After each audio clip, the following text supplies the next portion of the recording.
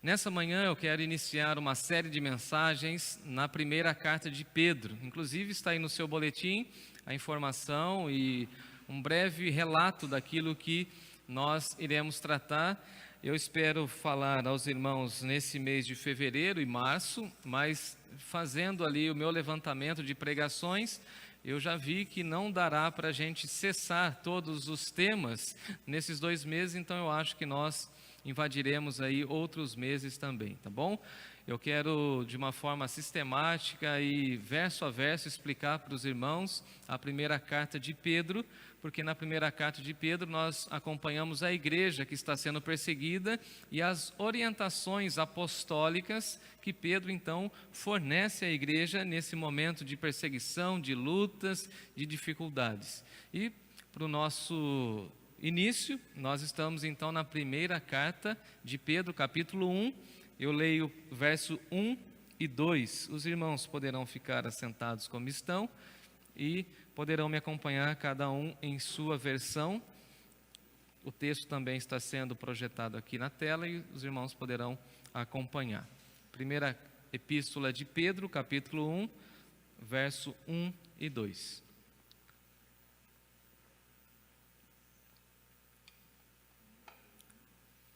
1 Pedro 1, verso 1 e 2.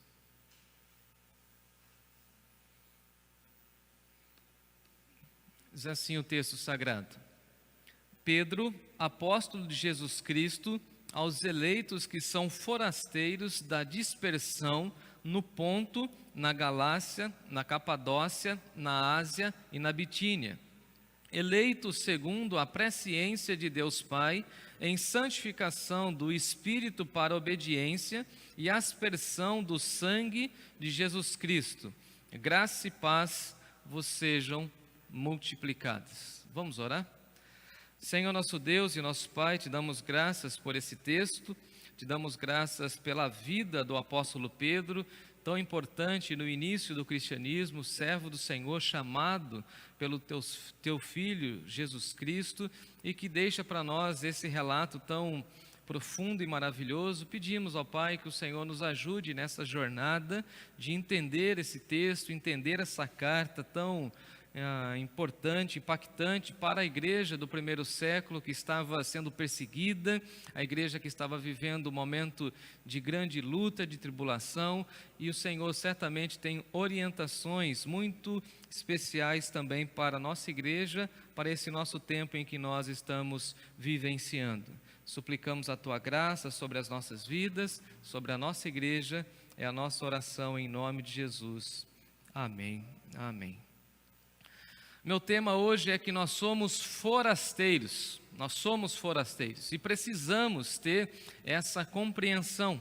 O contexto em que o apóstolo Pedro escreve essa carta é um contexto extremamente complicado, extremamente difícil, porque o povo de Deus estava disperso. Depois da perseguição que foi deflagrada contra Estevão e todos os cristãos, os judeus e os cristãos do primeiro século então foram dispersos. Eles não estavam mais agora concentrados em Jerusalém ou naquela região mais central do cristianismo e do judaísmo. Agora eles estão dispersos e agora eles estão passando por uma grande perseguição física. Eles estão agora em trânsito, eles têm que conviver com outros costumes, com outras culturas, com outras religiosidades, e eles então precisam ter esse tempo de adaptação.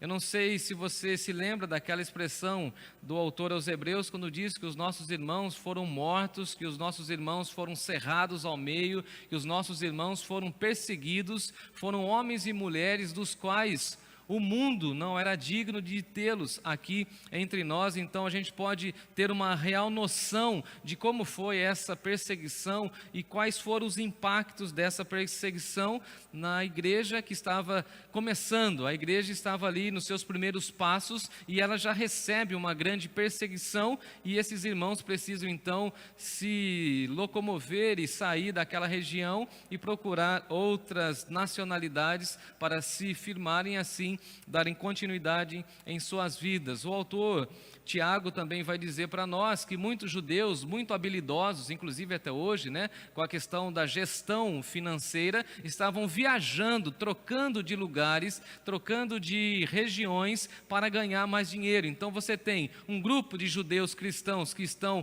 circulando por conta de dinheiro, procurando oportunidades de trabalho, e você tem também um grupo de irmãos que estão sendo perseguidos. Então o povo de Deus estava sendo perseguido e as famílias estavam simplesmente sem nada, eles haviam perdido tudo.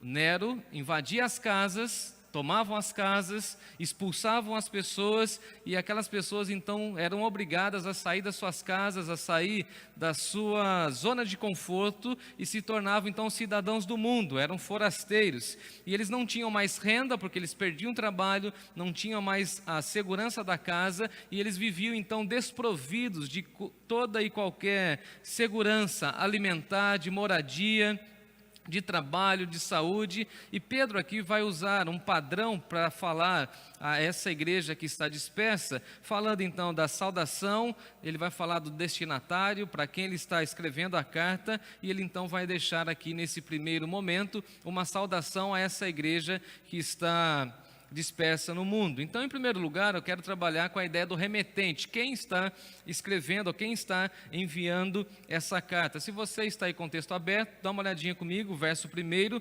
Pedro, apóstolo de Jesus Cristo.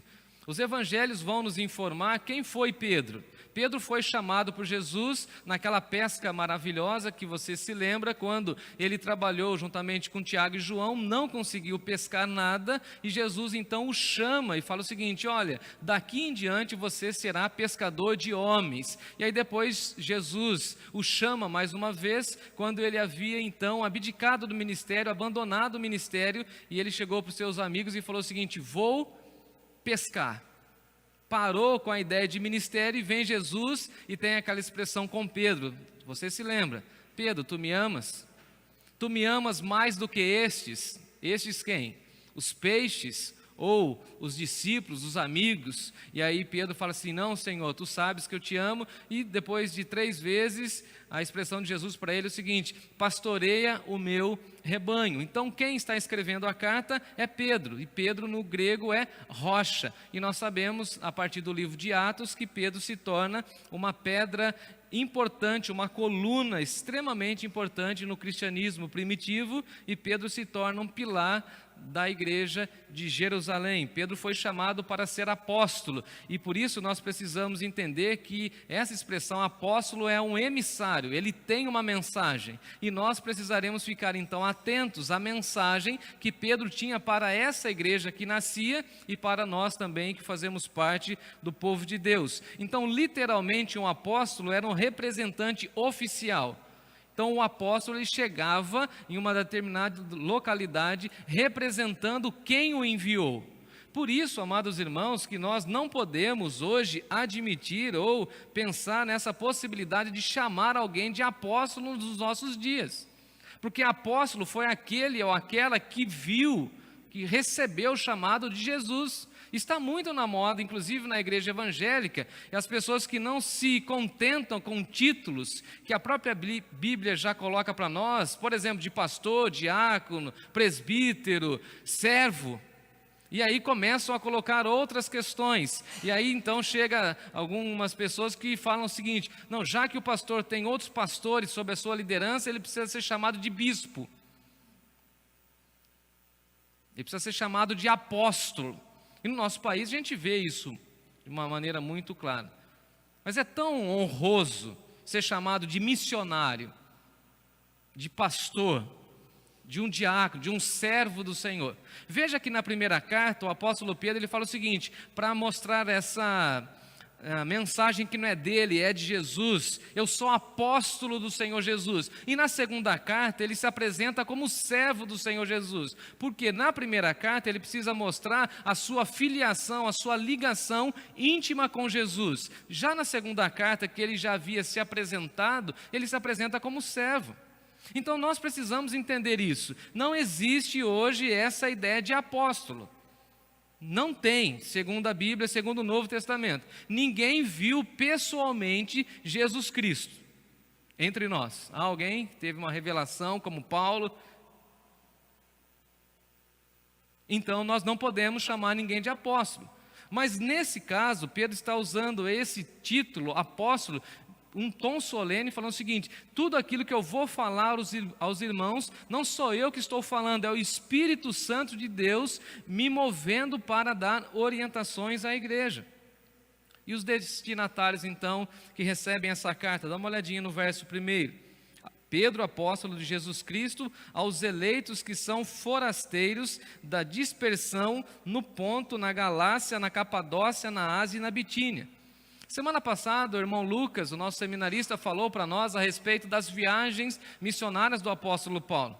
E é claro que o apóstolo Paulo não conseguiu varrer toda aquela região e não conseguiu alcançar toda essa região. E veja que com a perseguição da igreja que se dá ali em Jerusalém, essa igreja agora dispersa, ela alcança lugares que Paulo não conseguia chegar ou não conseguiu chegar. Isso é interessante, porque Deus está fazendo a sua obra do jeito que Ele quer, e Deus usa inclusive todas as circunstâncias da vida para fazer com que a mensagem dele alcance outras pessoas. Deus inclusive está usando a pandemia para fazer com que a nossa mensagem alcance lugares que nós nunca poderíamos alcançar. Temos gente da Espanha, temos gente de Portugal, temos gente do Japão que assiste os nossos cultos. E aí, se você depois dá uma olhadinha no YouTube, você vai ver que dá um salto muito grande na quantidade de visualizações depois que acaba o culto. E aí eu não entendia muito, mas aí a comunidade que nos acompanha lá no Japão disse isso. Eu achei interessante, porque lá é o oposto do nosso horário, né? Então o nosso culto da manhã é o culto da noite para eles. Incrível isso. E Deus usa várias circunstâncias na vida da igreja para levar a sua mensagem. Então veja, Pedro está escrevendo uma carta geral, mas essa carta está direcionada às igrejas da Ásia Menor, localidade onde eu já disse que Paulo não conseguiu chegar com essa mensagem. Então veja que essa região foi completamente alcançada pelo Evangelho. E essa região aqui onde nós estamos falando, é basicamente hoje onde está a Turquia. Inclusive, dia desses, conversando com o irmão Renato, ele falou: olha, seria legal a gente posicionar os nossos irmãos aonde nós estamos falando. E aí eu peguei esse conselho do Renato. Então, essas cidades que Pedro está citando, basicamente fica naquela região hoje, onde é a Turquia. E aí o apóstolo Pedro, ele fala o seguinte, no versículo 2, que nós, a igreja, somos os eleitos de Deus, segundo a presciência de Deus Pai. Então, espiritualmente, nós somos eleitos de Deus. E eu preciso explicar essa expressão eleitos, porque essa expressão também cai na mão de pessoas que têm uma visão completamente calvinista e vão dizer que nós fomos predestinados, e aí eles não contam todo o enredo da eleição. Eleição aqui traz a ideia de escolha. E aí vem Jesus e fala o seguinte: não foram vocês que me escolheram, eu que escolhi vocês. Então a igreja é escolhida de Deus. E nós estamos estudando no livro de Êxodo, quando Deus fala o seguinte: eu não escolhi o meu povo Israel, porque o meu povo é muito querido, é muito abençoado, é muito bonito, porque é um povo diferenciado. Eu escolhi o meu povo por uma missão, para uma vocação. Eu que escolhi Israel. O meu nome é que está com Israel. E nós precisamos ter essa consciência, irmãos e irmãs, que nós somos eleitos de Deus. Foi Deus que nos escolheu. Porque às vezes uma mensagem muito evangelística que está em moda nos nossos dias, parece que nós é que estamos procurando a Deus. Nós só podemos amar a Deus porque Ele nos amou primeiro. Ele que é o bom pastor, Jesus que estava nos procurando. Não fomos nós que encontramos a salvação, nós fomos escolhidos. E essa escolha se dá pelo plano de Deus. Agora, nós precisamos entender que nós fomos escolhidos para uma missão e para uma vocação. Isso não dá para nós aquele senso de orgulho, e até nós falamos, entre aspas, né, o orgulho santo.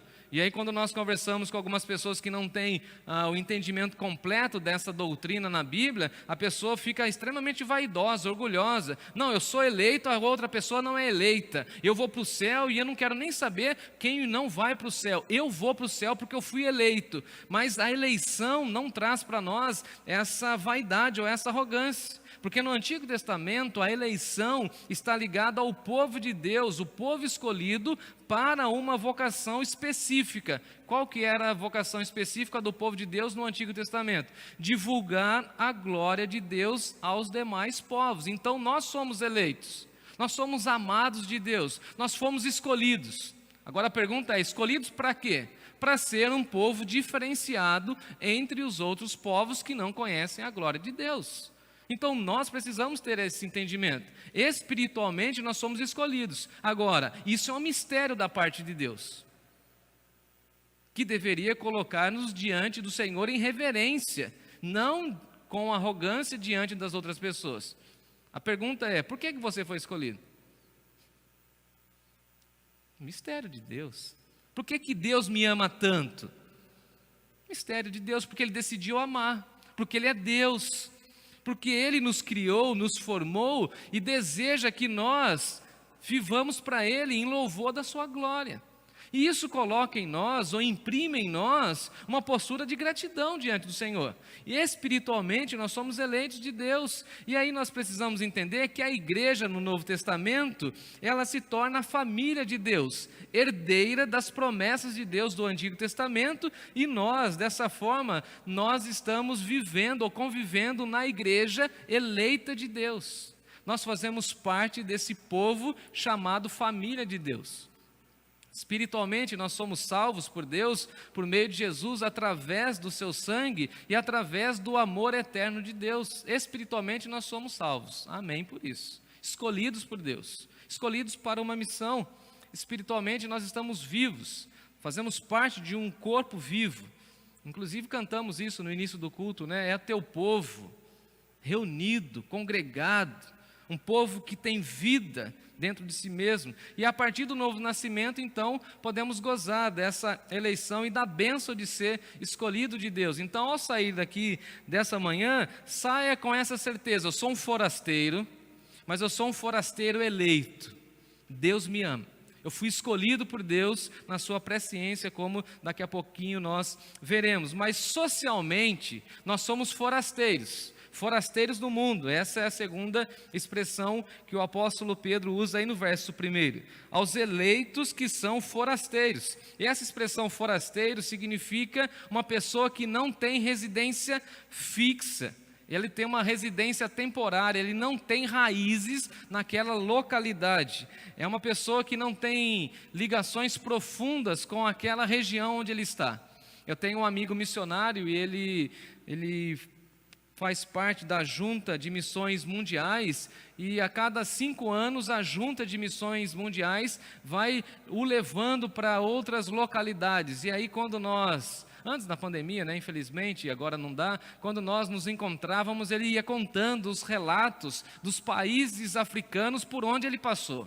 Eu achei aquilo sensacional, e as fotos, a cultura, a comida, até um dia que eu cheguei e falei assim para ele, mas meu amigo, você não tem vontade, desejo de se fixar em algum lugar específico e falar assim, tal país é o meu país? Aí ele com lágrimas nos olhos, olha para mim e falou, Jefferson, nós somos forasteiros, meu irmão, nós não somos daqui. Eu amo até algumas coisas de algumas culturas, mas nós precisamos entender como povo de Deus que nós não temos moradia fixa. E naquele dia então eu fiquei constrangido, há 3 anos atrás, quando ele falou isso para mim, eu falei assim, é verdade. Porque nós queremos então ficar fixos em um lugar. Eu me lembro quando fui para o seminário e fui recebido no seminário, e o meu professor na época olhou para minha mãe estava comigo e falou assim, olha, o Jefferson não volta mais para casa. E eu olhei para o semblante da minha mãe, assim, eu vi uma lágrima escondida, porque a mãe sabe chorar escondendo, sabe? Sabe ou não sabe? Sabe. E aí eu vi uma lágrima assim no cantinho dos olhos, assim, e ela escondendo a lágrima. E ele falou assim, ele não volta mais para casa. Agora ele é do Evangelho, agora ele é do reino. E eu não entendi muito aquela expressão. E depois de um tempo eu entendi. E algumas pessoas às vezes perguntam, olha, você tem saudade de tal lugar onde você morou? Tenho, mas eu sou do mundo, nesse sentido de estar no mundo. E nós precisamos ter isso. Nós somos do mundo. O problema é que nós somos tão bairristas que nós queremos ter raízes somente em uma localidade. Nós estamos aqui em Sorocaba hoje, mas se Deus quiser nos levar para qualquer outro lugar, que seja assim. Amém. Que seja feita a vontade de Deus. Mas às vezes a gente encontra pessoas que falam assim, não, eu sou daqui, nasci aqui, vou morrer aqui, eu estou fincado aqui, as nossas raízes estão aqui. Mas Pedro está dizendo para nós somos forasteiros. Nós não podemos ter residência fixa, porque nós não somos daqui. Aí vem Jesus e fala o seguinte, vocês estão no mundo, mas vocês não são do mundo. Enquanto vocês estiverem peregrinando no mundo, caminhe pelo mundo divulgando a mensagem do reino de Deus. Mas não crie raízes em canto nenhum, porque vocês não são daqui, vocês estão anelando, aguardando a nova pátria celestial, a nova Jerusalém que está nos céus. Essa é a nossa mensagem. Nós somos forasteiros. E forasteiros não carregam muita coisa. Fui fazer a lição de casa. A expressão de Pedro no grego é interessante, tá? Porque Paulo, a gente lê muito Paulo tem uma visão e uma construção gramatical. E aí fazendo a leitura, tem sido um desafio para mim, inclusive, entender o grego de Pedro, lembrando que Pedro era o que mesmo? Pescador. Ele tem uma outra linguagem, mas ele estudou também em Jerusalém. Então ele usa algumas expressões que Paulo não usa. Por exemplo, Paulo não usa essa expressão forasteiro. E o forasteiro, ele não carrega muita coisa. O interessante é que as nossas bagagens são muito pesadas. Nós gostamos de guardar coisas. Quem não é assim que atira a primeira pedra? Uma das coisas mais maravilhosas nessa minha jornada como pastor foi que nós precisamos mudar algumas vezes de cidade. Isso para mim foi muito interessante. Não sei se porque sou pastor e ganho muitas coisas, mas a gente tinha muitas coisas guardadas. E cada vez que a gente faz mudança, é interessante que a gente vê o tanto de coisa que nós temos e o tanto de coisa que nós não precisamos. E essa é a ideia de Pedro. Se você é forasteiro, viva com pouco. Não carregue muita coisa na bagagem. Porque o forasteiro, ele tem o quê? Somente a sua mala nas costas, um par de sandálias reserva, a sua necessaire, talvez com os medicamentos, e mais nada. Nós não precisamos de muita coisa. Inclusive, essa mensagem é contracultural, porque o mundo está dizendo para nós consumir, consumir, consumir, consumir, comprar, adquirir, reservar, guardar. E aí vem Pedro na mensagem bíblica e fala o seguinte para nós: viva com pouco. O apóstolo Paulo, inclusive, chega a dizer para nós que nós viemos nu e nu voltaremos para a terra. Tendo o que comer e com o que nos vestir, estejamos vós contentes. Então o que Pedro está dizendo é o seguinte: se somos forasteiros, precisamos agradecer, teoricamente, o pouco que nós temos, porque o pouco que temos com Deus é muita coisa. Então, socialmente, nós somos forasteiros, nós não somos daqui. E uma mensagem tão atual como essa precisa ser ecoada pela igreja e através da igreja. Se você se sente deslocado nesse mundo, seja bem-vindo, você é um cristão. Desses 40 anos de vida que tenho, eu nunca me senti tão fora de ambiente como nesses últimos 3, 4 anos. Parece que eu não sou daqui, e que bom, não sou mesmo. Eu estou aqui, eu moro aqui, eu sou brasileiro, mas eu sou cidadão da Nova Jerusalém. O meu passaporte está carimbado, eu vou para lá. Eu estou aqui de passagem. E nós precisamos ter essa compreensão. Porque quando você liga a televisão, você fala assim: que mundo é esse? Eu não sou desse mundo. Ou quando você ouve esses carros passando com essa música de baixa qualidade sonora e de letra, você fala assim: eu não sou daqui. Quando você contempla a realidade do país, do Brasil, que está assistindo essa droga, esse lixo de programa chamado Big Brother Brasil, e todo mundo fica diante da tela assistindo aqueles sujeito lá vivendo uma vida promíscua, você fala assim, não é possível, eu não sou daqui. Quando você vê discussões fúteis em relação à política, à dinâmica da vida, você fala assim, eu não sou daqui, eu sou forasteiro. Eu estou aqui, estou de passagem, mas eu não sou daqui. E é engraçado que nós precisamos conviver, enquanto aqui estamos, com essa dupla cidadania. Nós somos brasileiros, mas estamos radicados aqui no Brasil, porque a nossa identidade, de fato e de verdade, não é aqui, é da cidade que está para além das nuvens. Amém por isso. O meu irmão veio com uma ideia há um ano atrás, para que nós buscássemos a cidadania italiana.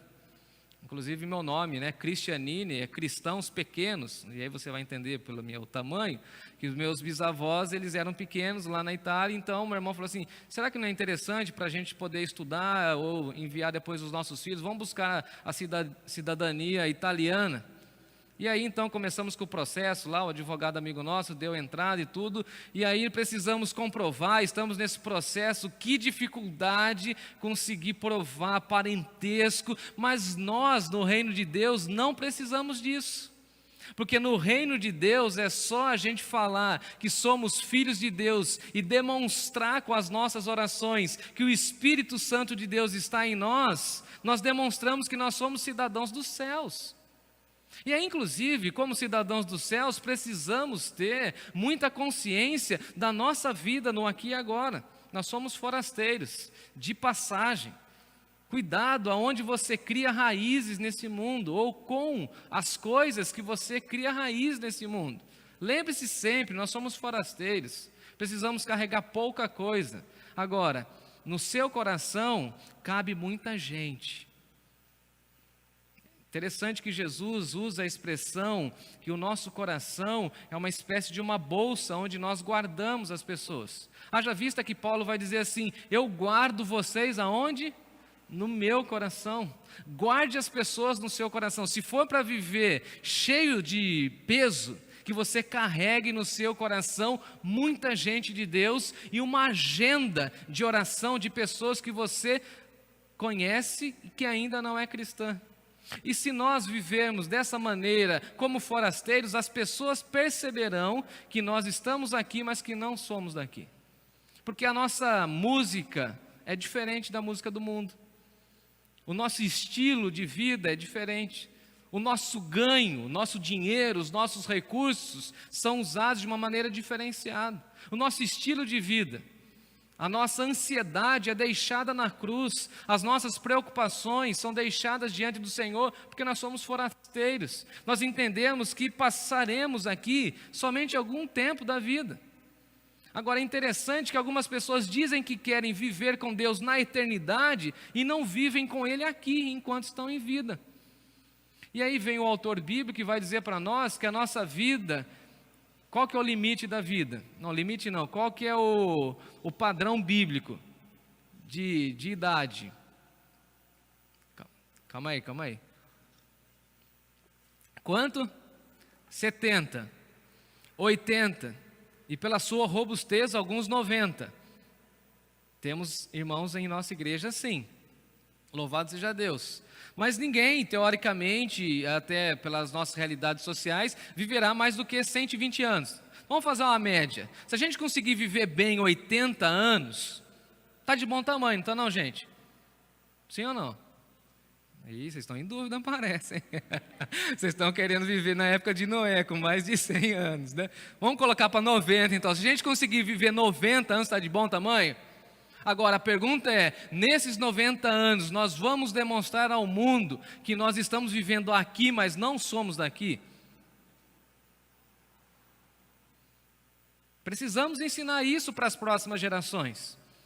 Nós estamos construindo um prédio, um templo, para agregar mais pessoas, mas nós precisamos falar sempre que nós não moraremos nesse prédio, não ficaremos nesse prédio. porque esse prédio nem de longe chega diante do trono de Deus que está para além das nuvens na cidade santa. Nós somos forasteiros. E politicamente nós somos dispersos, porque eles estavam sofrendo com a dispersão. Os dispersos viviam isolados, porque eles não recebiam amparo legal das nacionalidades por onde eles passavam. O que o povo de Deus precisava fazer? Se reunir em aldeias, pequenos vilarejos e manter a cultura do povo de Deus. O que nós fazemos? Nós saímos dessa sociedade grande, macro, que não tem nada a ver com a gente, e a gente se reúne na igreja, não é assim? Por que nós nos reunimos domingo na igreja? Porque domingo nós cantamos as canções que falam ao nosso coração, ouvimos a mensagem de Deus, nos reunimos como igreja, fortalecemos a nossa fé, porque nós somos dispersos. Amanhã, essa igreja estará dispersa. Eu estou vendo aqui 30 pessoas no culto presencial, mais 30 pessoas aqui no nosso grupo do YouTube, e amanhã mais de 60, 70 pessoas da Igreja Batista Nova Canaã estarão dispersas, separadas pela cidade de Sorocaba, Votorantim, Alumínio, região, todas separadas. Precisamos lembrar isso. Nós nos reunimos, nos fortalecemos, cultuamos a Deus, mas nós também somos um povo que vive nessa ideia de dispersão. Amanhã a igreja estará fragmentada, cada um em um canto, cada um sendo forasteiro ali onde Deus te colocou, para que você fale da mensagem de Deus. Às vezes, mudei de tema agora, a gente fala aqui na Bíblia, a gente não vê a respeito da Trindade. Não temos essa expressão trindade, mas temos a explicação da trindade funcionando em vários textos. Inclusive, esse é um dos pilares da nossa doutrina. Nós cremos na trindade, na atuação do Deus Pai, Deus Filho e Deus Espírito Santo. Algumas denominações não acreditam nisso. E por isso precisamos ensinar. E Pedro aqui nos deixa muito claro isso, e nesses 10 minutos que eu tenho, eu preciso passar aos irmãos nesse tema e mostrar como a Trindade trabalha. Dá uma olhadinha comigo, aí no versículo de número 2. Eleito segundo a presciência de Deus Pai. Então veja, a expressão que ele usa aqui, prognoses no grego, é aquela expressão que fala o seguinte: Deus conhece o futuro. É a presciência de Deus. Para a nossa cabeça é muita coisa, ou é difícil demais entender ou pensar na eternidade e pensar como tudo começou, ou como foi. E aí o que o texto está dizendo é o seguinte: o Deus Pai, na sua presciência, ou seja, conhecendo o futuro, nos elegeu em Cristo Jesus. Nos elegeu, como eu já ensinei, para uma missão. Nós somos eleitos de Deus, amados de Deus, pela presciência de Deus. Ou seja, Deus não é surpreendido por nenhum evento dessa vida, gente. Tem uma teologia liberal no mercado que diz o seguinte: não, Deus foi surpreendido com a pandemia do coronavírus. Não, Deus é soberano. E na sua presciência Ele conhece o futuro. Lembra de Davi, quando Davi fala o seguinte: todos os dias da minha vida estão escritos no teu livro. Ou seja, Deus sabe tudo aquilo que vai acontecer com a mim e com a sua vida. Deus sabe ainda dos nossos pecados que iremos cometer, das nossas alegrias, das nossas vitórias. Deus sabe tudo. A gente não sabe. E que bom que nós não tenhamos esse conhecimento, porque esse conhecimento é só de Deus. E algumas pessoas às vezes chegam para mim e falam assim: eu queria tanto saber o que vai acontecer no futuro. Aí eu preciso olhar para a pessoa e falar assim: você quer ser Deus? Porque quem tem essa consciência e sabe tudo o que vai acontecer é o Deus Pai. E o que nós precisamos? Nos colocar à disposição dEle. Então ele fala o seguinte: nós somos eleitos pela presciência do Deus Pai. E aqui em Pedro nós veremos em outro momento que nós fomos salvos e escolhidos em Jesus, e Jesus foi morto antes da fundação do mundo. Quando chegar nesse texto eu vou explicar. Então veja que antes do Pai ser criador, o Pai é o quê? Resgatador, redentor. Isso é muito importante para nós. Então qual que é a missão do Pai? aqui nessa explicação de Pedro falando da Trindade. O Pai é presciente, o Pai conhece todas as coisas, o Pai sabe tudo o que vai acontecer e por isso Ele nos elegeu em Cristo Jesus. Aí temos a segunda figura da Trindade, que é a figura do Filho. Em segundo lugar, o Filho nos redime com o seu sangue. Dá uma olhadinha aí no versículo 2. Eleito segundo a presciência de Deus Pai, em santificação do Espírito para a obediência e aspersão do sangue do Senhor Jesus Cristo. Então, Pedro está dizendo o seguinte: nós somos salvos pelo sangue de Jesus. O Deus Pai nos elegeu, o Deus Pai olhou para nós e falou: eu quero que ele seja salvo, e nós somos salvos por meio do sangue de Jesus. Por isso que precisamos entender, quando Jesus, quando vai instituir a ceia do Senhor, ele fala o seguinte: olha, esse sangue é a nova aliança aqui no meu sangue. E esse sangue é derramado em favor de muitos para a remissão dos seus pecados. Então veja que há salvação para nós por meio do sangue de Jesus. E o autor aos Hebreus vai dizer que sem derramamento de sangue não há remissão de pecados. Então Jesus verteu o seu sangue na cruz para comprar a minha e a sua vida e nos fazer povo de Deus. Então o Deus Pai está atuando na salvação, o Deus Filho está salvando o seu povo, haja vista que quando João Batista olha para Jesus e fala o seguinte: eis aí o Cordeiro de Deus que tira o pecado do mundo. Cordeiro, porque fazendo uma conexão com o Êxodo, o Cordeiro Pascal, e Jesus é aquele que tira o pecado do mundo por meio do seu sangue. Por isso que nós cantamos: alvo mais que a neve. Sim, no seu sangue lavado, nós somos alvo mais que a neve. Tem um telefone tocando por aí. Em terceiro lugar, o Espírito Santo, a figura do Espírito Santo de Deus, que santifica os redimidos. Então o Pai escolhe, o Filho salva, e quem santifica? O Espírito Santo de Deus. Dá uma olhadinha aí no versículo 2. Em santificação do Espírito para a obediência. Eu achei essa expressão maravilhosa. Porque, veja comigo, Adão, o primeiro homem, ensinou para nós o quê?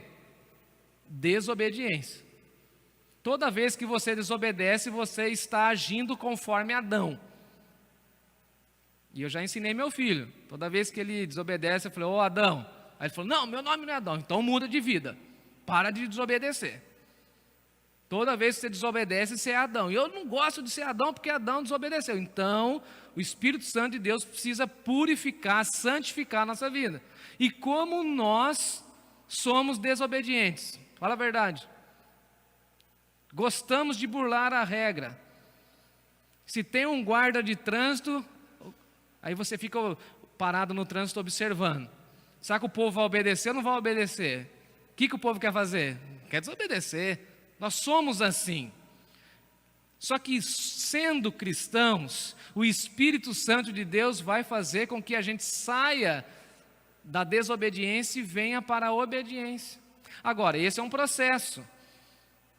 E os psicólogos vão dizer para nós que nós precisamos de hábitos para poder mudar posturas de vida. Então, para ser obediente, a gente precisa andar com Deus e contar com a atuação do Santo Espírito de Deus na nossa vida. Então, se o primeiro homem, Adão, nos legou a desobediência, o segundo Adão, que é Jesus, nos legou o quê? A obediência. Ele foi obediente até a morte e morte de cruz. E a grande pergunta é: nós somos semelhantes a quem? A Adão ou a Jesus Cristo? Então o Espírito Santo de Deus vai nos santificando. E como a gente vê que uma pessoa é santa? Quando ela está obedecendo aquilo que Deus colocou na sua vida. Seja obediente, viva um padrão de obediência, porque as pessoas cheias do Espírito Santo caminham na trilha da obediência. E eu concluo com essa expressão de Pedro, quando ele fala o seguinte: graça e paz vos sejam multiplicadas. A saudação cristã não é paz do Senhor, não é paz de Deus, não é nada disso. A saudação cristã, desde o início da igreja, é graça e paz. Eu respondo quando as pessoas falam: paz do Senhor, paz de Deus, não tem problema. Também não está totalmente errado, mas a saudação cristã que Paulo, Pedro e os apóstolos usavam é graça e paz. E a expressão no grego é muito interessante, que a graça de Deus seja derramada sobre você e que a paz de Deus seja sobre você. Graça e paz andam de mãos dadas. Se você está debaixo da graça de Deus, você é uma pessoa de paz. Amém? Você vive em paz, porque você está debaixo da graça. E é esse o sentido da saudação. Que a graça de Deus, o favor imerecido de Deus, as santas misericórdias de Deus seja sobre a sua vida. E sendo sobre a sua vida, você vai sentir paz. E aí vem Pedro e usa uma terminologia da matemática, porque ele era pescador, porque ele sabia vender os peixes. Ele fala o seguinte: graça e paz vos sejam multiplicadas. Maravilhoso isso. Então todas as vezes que nós nos encontrarmos, ou todas as vezes que nós queremos saudar alguém, por exemplo no aniversário, ou até mesmo na igreja, ou uma pessoa que vai passar por uma intervenção cirúrgica, que você use essa expressão, que a graça e a paz de Deus seja multiplicada na sua vida. Que a graça e a paz de Deus seja multiplicada no seu trabalho, na sua casa, na nossa igreja. Olha que expressão maravilhosa. Ele abre a primeira carta falando o seguinte: povo de Deus, que vocês vivam debaixo da graça e que não falte sobre vocês a paz de Deus. Alguém vai falar assim: Pedro, mas eu já vivo em paz. Pedro diria assim para nós: que essa paz seja multiplicada. Ô Pedro, eu já vivo debaixo da graça, mas que essa graça seja multiplicada. Eu olho para os irmãos e digo assim nessa manhã: que a graça e a paz de Deus seja multiplicada nos vossos corações. Amém. Amém.